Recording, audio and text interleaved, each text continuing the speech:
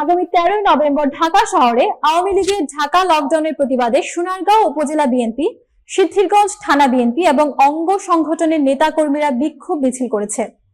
মিছিলের নেতৃত্ব দেন বিএনপির জাতীয় নির্বাহী কমিটির সদস্য আজহারুল ইসলাম মান্নান। রাতের মধ্যরাতে মেঘনা টোল প্লাজা এলাকা থেকে শুরু হওয়া মিছিলটি এলাকায় উত্তেজনা সৃষ্টি করে। বিক্ষোভকারীরা স্লোগান দিয়ে সরকারের জবরদস্তি ও সীমিত রাজনৈতিক স্বাধীনতার বিরুদ্ধে প্রতিবাদ জানান। নেতাকর্মীরা মিছিলের মাধ্যমে দেশের গণতান্ত্রিক অধিকার রক্ষার জন্য জনগণকে সচেতন হওয়ার আহ্বান জানান।